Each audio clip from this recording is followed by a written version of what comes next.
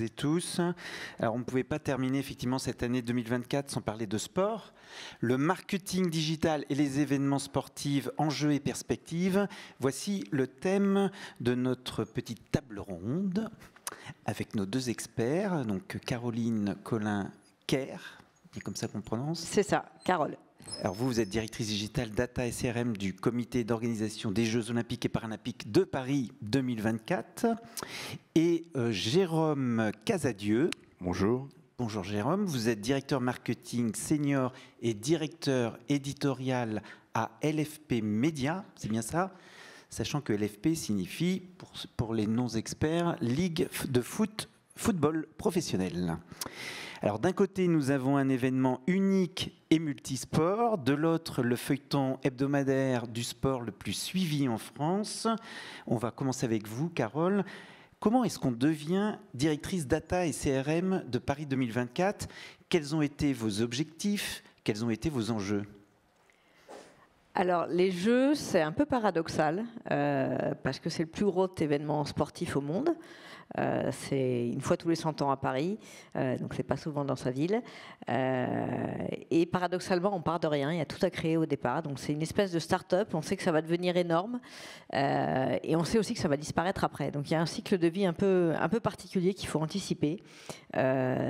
Et donc le digital et la data ont été des points clés pour Paris 2024, et d'un point de vue d'engagement, et d'un point de vue du business, parce qu'on a 4 milliards d'euros de revenus, enfin on avait 4 milliards d'euros de revenus à aller chercher pour pouvoir financer les Jeux. Donc ça a été très important pour nous de pouvoir créer une base de données de fans pour avoir cette fameuse first party data dont on a parlé tout à l'heure, pour bien comprendre qui s'intéressait aux Jeux. Les Jeux, c'est un événement sportif, mais c'est tellement important que ça n'intéresse pas que les sportifs ou les fans de sport. Donc on s'est aussi beaucoup intéressé aux familles, on s'est beaucoup intéressé à la jeune génération, on s'est beaucoup intéressé aussi à tous les gens qui venaient à nous parce que c'est un événement à pas manquer, c'est une fois tous les 100 ans dans sa ville. Et on l'a vu, il y a pas mal de Parisiens qui, fuyant Paris en ayant peur du bazar, sont finis par revenir. Voilà, donc on a quand même une cible très très large qu'on avait besoin de comprendre et d'adresser de manière personnalisée. Donc très clairement, quand on a commencé, on n'avait pas de base de données, ou une toute petite, et on a fini avec 11 millions de personnes dans notre base de données.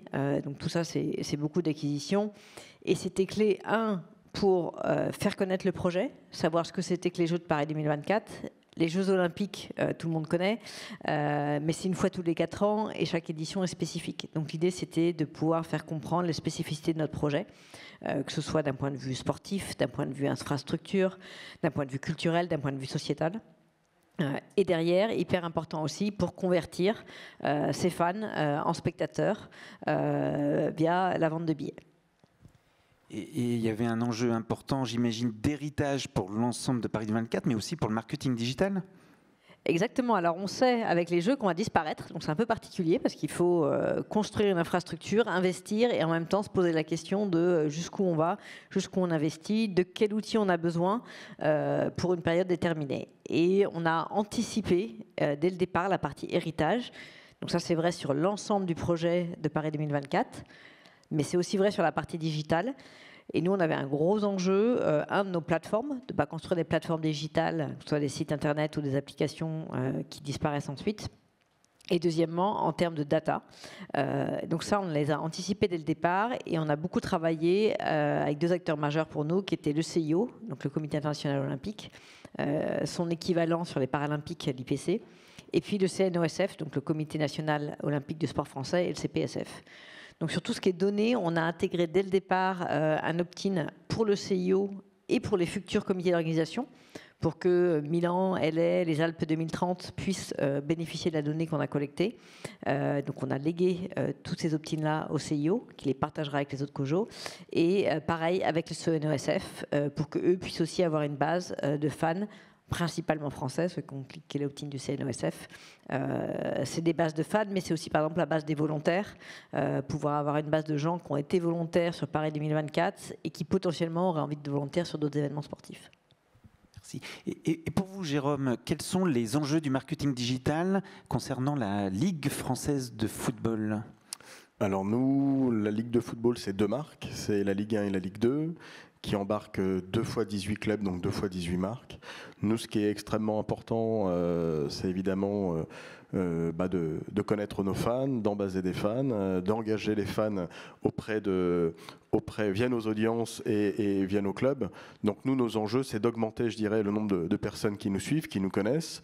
On a un enjeu aussi à l'international. Nous, c'est un feuilleton, c'est pas comme les Jeux Olympiques. Hein. On a 34 journées, donc avec des rituels qui sont très bien connus, je dirais, par nos consommateurs.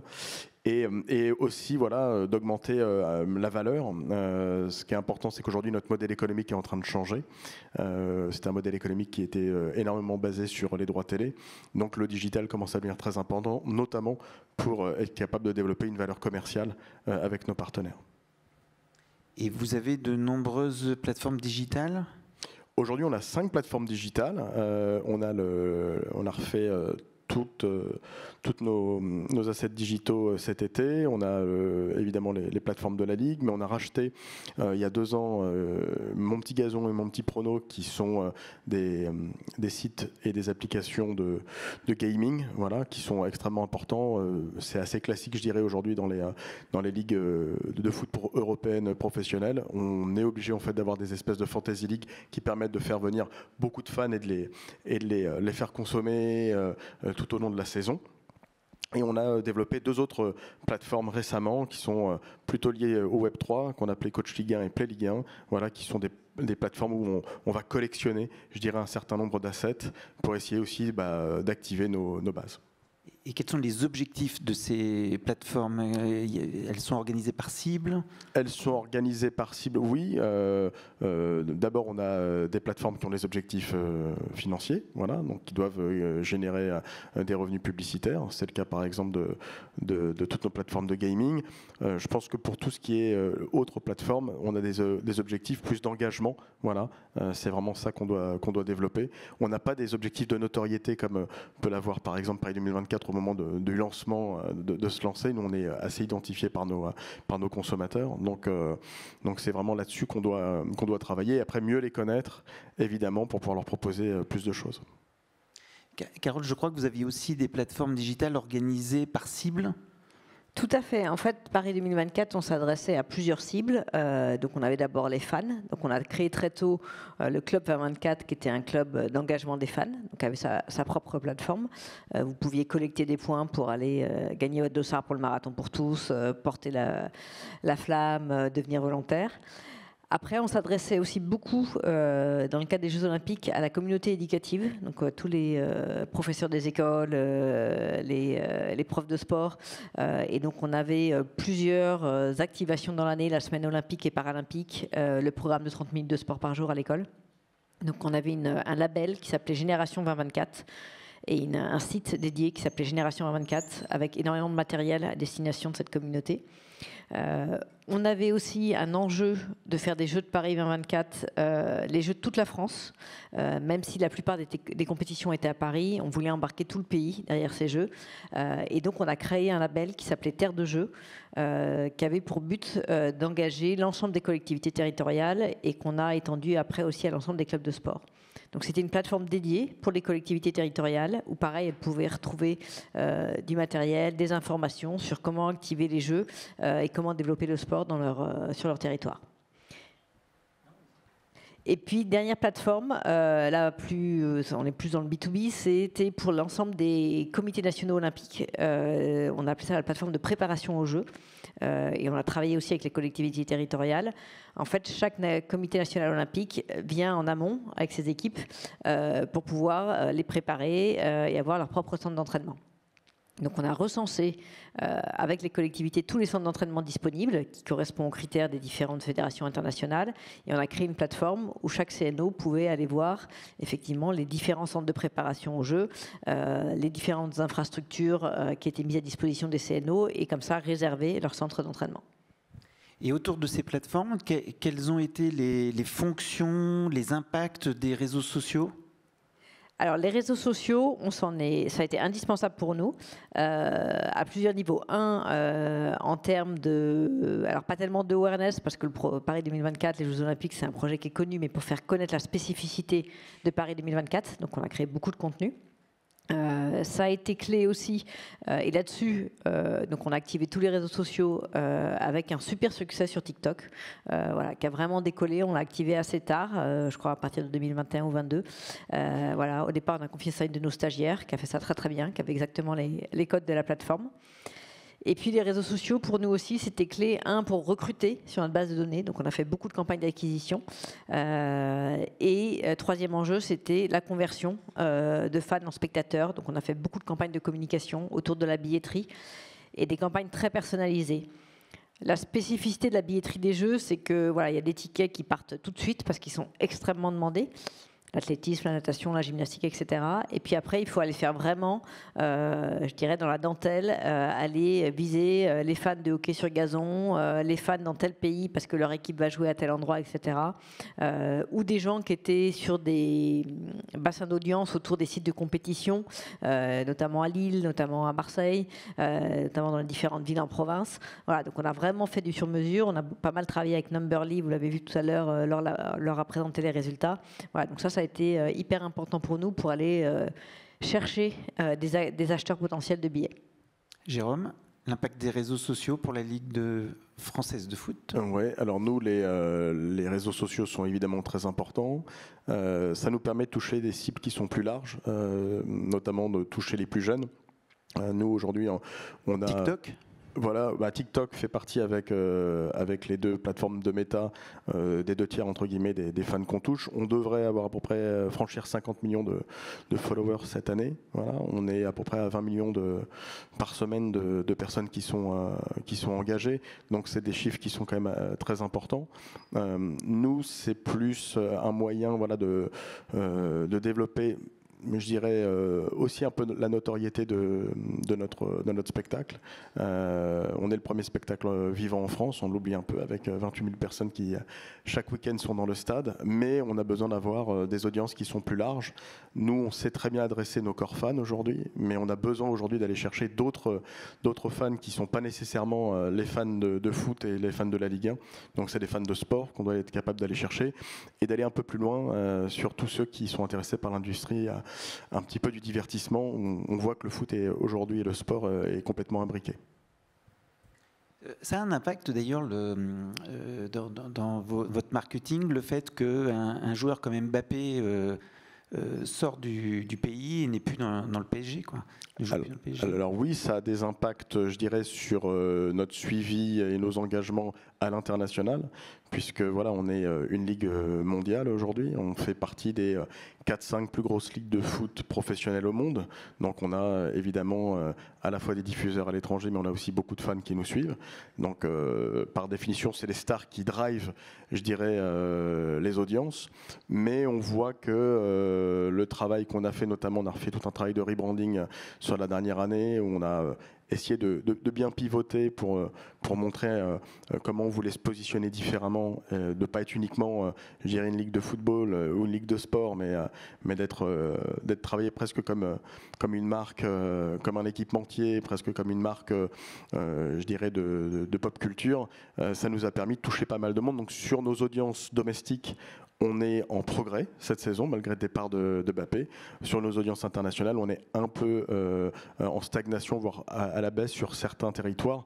Mais à la fin de la saison, on sait qu'on aura globalement fait progresser nos audiences dans leur globalité. Alors justement, comment vous partez à la conquête de nouveaux territoires, de nouveaux pays ?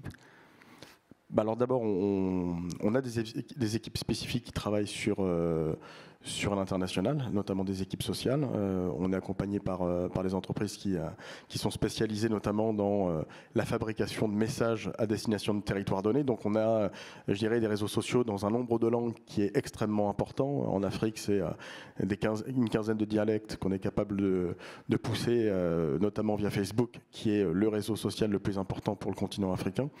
Et voilà, on essaie d'avoir aussi après un certain nombre d'activations avec nos diffuseurs internationaux sur place pour contenter nos audiences internationales. Est-ce que dans les performances de vos plateformes digitales ou sociales, est-ce qu'il y a eu des surprises, comme des choses, des résultats qui vous ont étonné, auxquels vous ne vous attendiez pas ? Alors, nous, on a eu effectivement TikTok, qui a très très bien marché, qui a vraiment cartonné très vite. Même si on n'avait pas de doute de l'intérêt de TikTok, on a eu des résultats très phénoménaux très vite. Et après, on se rend compte qu'on a des communautés qui sont très fidèles. Par exemple, sur les volontaires, on a eu beaucoup de Sud-Américains et notamment de Mexicains. Donc, très tôt, on a eu une grosse communauté de Mexicains qui étaient dans le club 24 et qui étaient très intéressés pour être volontaires. Donc, on a eu, voilà. Donc, je ne sais pas l'expliquer. Les derniers jeux à Mexico, je crois que c'était 68. Voilà. Donc, il y a comme ça des surprises. Peut-être l'attrait de Paris sur le Mexique, je ne sais pas. Voilà. Mais on a eu quelques surprises comme ça. Nous, les surprises, c'est plus la puissance de l'engagement qu'on peut avoir. C'est-à-dire, on voit maintenant sur des contenus qui sont parfois des contenus dont on ne pense pas qu'ils ont une valeur extrêmement grande. On peut engager les communautés de manière extrêmement forte. Après, je dirais que pour nous, ce qui va être important, ça va être ce que tu évoquais juste avant, c'est comment on est capable de faire basculer toutes ces audiences sociales vers le digital, qui est quand même un enjeu aussi important, puisque voilà, la donnée, on ne l'a pas sur le social. Et là-dessus, c'est quand même l'exercice qui est peut-être le plus difficile, c'est cette conversion-là à réaliser. Alors à l'AFP, vous avez, je crois, 12 marques partenaires, ça ? Oui, on a 12 marques qui sont partenaires de la Ligue 1 et de la Ligue 2, donc dans divers secteurs, avec des namers qui sont assez connus. Pour citer un ou deux, oui. Les namers, c'est donc McDonald's qui est le namer de la Ligue 1, on a BKT qui est le namer de la Ligue 2, et après on a d'autres partenaires comme Kipsta par exemple qui fournit le ballon, donc qui appartient à la Galaxy Decathlon. Et comment les réseaux sociaux et vos plateformes digitales génèrent du business pour ces partenaires ? Aujourd'hui, dans les négociations qu'on a avec ces partenaires-là, il y a évidemment un inventaire qu'on leur doit, et on voit aujourd'hui que notre puissance sociale et digitale, elle a une valeur extrêmement importante puisque c'est des choses qui sont demandées.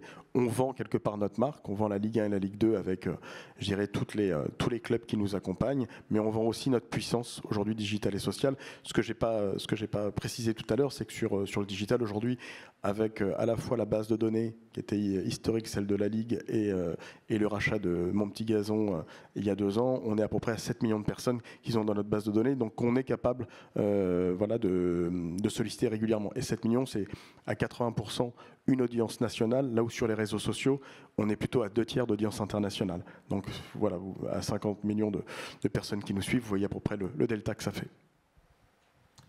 Et comment, vous, sur les plateformes, vous avez généré du business pour tous ces grands partenaires de Paris 2024 ? Alors nous, on avait une 60aine de partenaires nationaux, plus une 15aine de partenaires internationaux, donc qui sont les partenaires du CIO. Donc, tout comme à la Ligue professionnelle de foot, il y a un certain nombre de droits qu'on leur doit dans le cadre de leur contrat. Mais en plus de ça, on a été un cran plus loin, c'est-à-dire que dans des partenariats, en fait, on a personnalisé des offres digitales.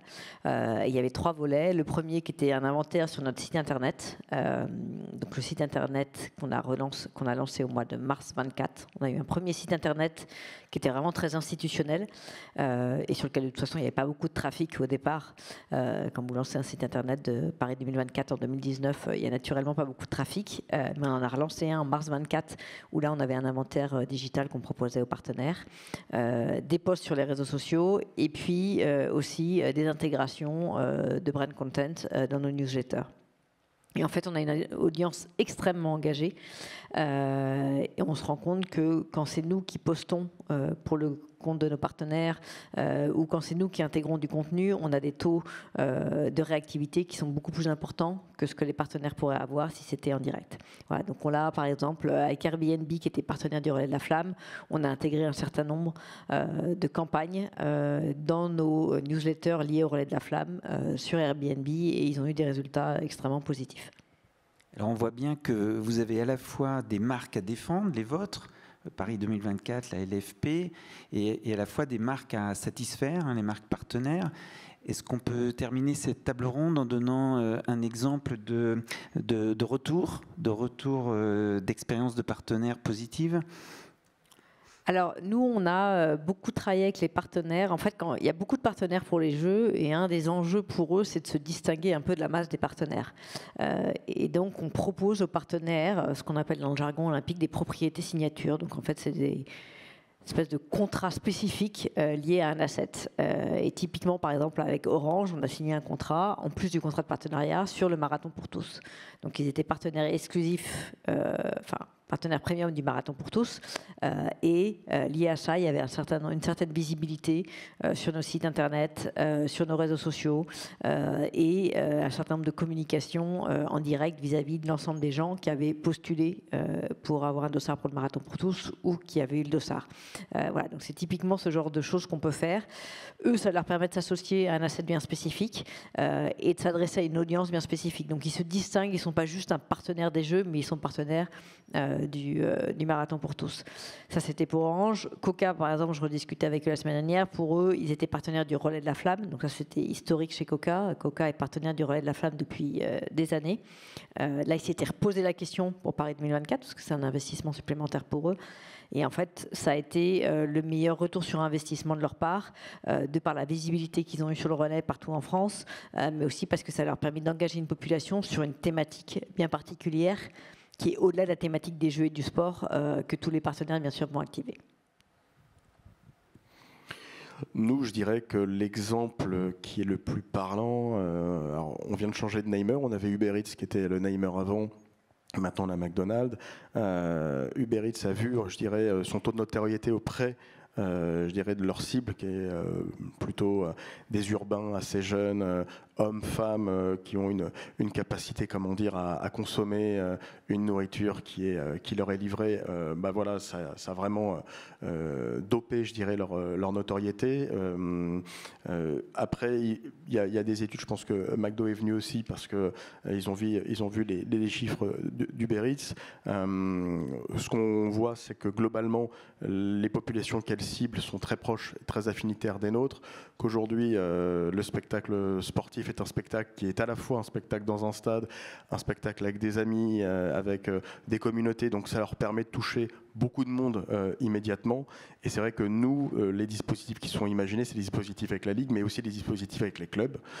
Si bien que les clubs, par exemple McDonald's, étaient déjà partenaires de 3-4 clubs, donc qui leur permettaient en fait d'avoir des activations avec, vous avez ce qu'ils appellent des équipiers, donc des gens qui travaillent chez eux, qui vont accueillir le ballon et rentrer entre guillemets dans le protocole des matchs d'ouverture. Donc tout ça, en fait, ça leur permet d'avoir un storytelling, de raconter quelque chose différemment. Et c'est vrai qu'à chaque fois qu'ils s'associent à nous, je pense en tant que marque de sport, et qu'on est aussi l'émetteur des messages, ça je rebondis aussi là-dessus, ils ont des taux d'engagement qui sont extrêmement élevés.